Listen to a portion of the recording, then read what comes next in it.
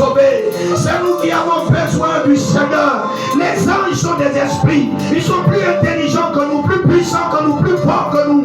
Ils n'ont pas besoin de marcher à la vitesse du temps de la lumière du soleil. Ils se déplacent. Alléluia. Et ce matin, ils sont au milieu de nous. Dis-moi Amen. Que tu le crois ou pas, ils n'ont pas besoin que toi tu crois. Ils sont là parce que Dieu les envoie. Alléluia. J'ai dit Alléluia. Amen. Ce sont des esprits. Si Dieu n'a pas permis que tu les vois, tu ne les verras pas. Ils sont là au milieu de nous. Écoutez ce qu'ils disent.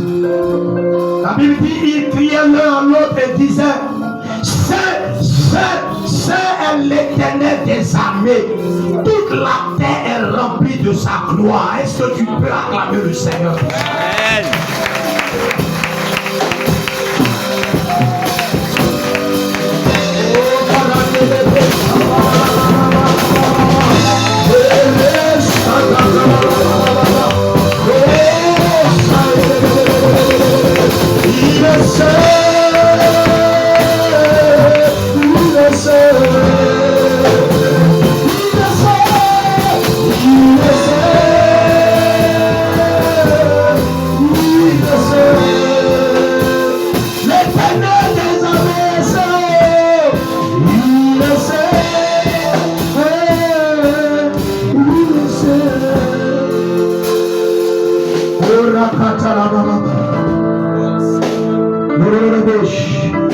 Préparez-vous pour musical.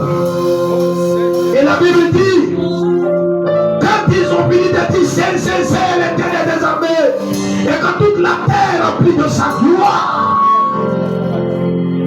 ce ne sont pas des humains qui disent ça. Ce ne sont pas des humains qui proclament la sainteté de Dieu, des anges. C'est nous qui devons proclamer sa sainteté. Mais les anges proclament sa sainteté. Et il dit la terre sur laquelle nous vivons, nous habitons, alléluia, qui n'est pas notre demeure éternelle. Cette terre bâtie est remplie de la gloire de Dieu. Amen. Alors je vais poser une question à vous qui êtes assis. Est-ce que vous êtes plus grand que Dieu ou bien Dieu est plus grand que vous? Il est la personnalité la plus élevée. Il est assis sur un trône très élevé.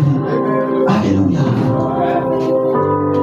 Il dit la terre sur laquelle tu te trouves, elle est pleine de la gloire de Dieu. Est-ce que tu le sais? Alléluia. En ce lieu, il y a la gloire de Dieu. Alléluia. Ce lieu est plein de la gloire de Dieu. Alléluia. La gloire de Dieu, c'est l'Esprit de Dieu. La gloire de Dieu, c'est la présence permanente, tangible, concrète et palpable de Dieu. La présence authentique de Dieu. La présence vivante de Dieu. Elle est au milieu de nous ce matin. Je lis le dernier verset, le verset 4. Regardez ce que l'adoration des anges va produire. Alléluia. Et Dieu voudrait que ce matin, ton adoration puisse produire cela. Alléluia.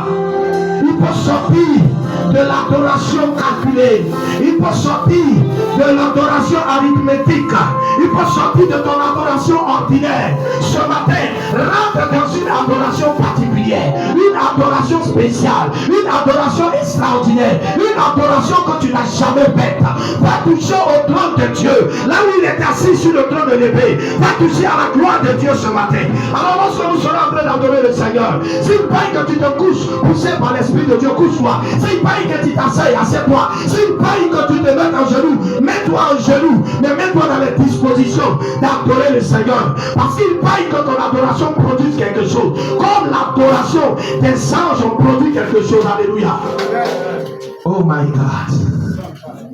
La Bible dit au verset 4 d'Ésaïe 6 que les portes furent ébranlées dans leur fondement. Alléluia. Par la voix qui retentissait. Alléluia. Parce que simplement ils ont dit c'est l'Éternel. La Bible dit que les portes ont été ébranlées dans leur fondement. Alléluia. Mais il faut que ce matin ta prière va s'effondrer.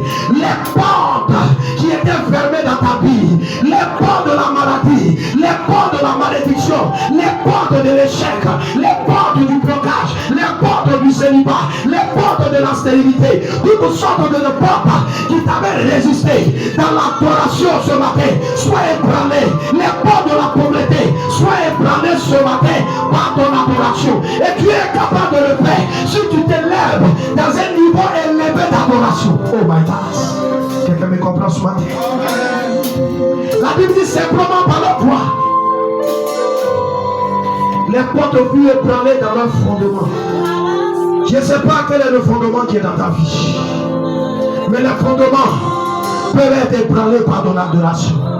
Et pour terminer, il dit, et la maison se remplit de fumée. Amen.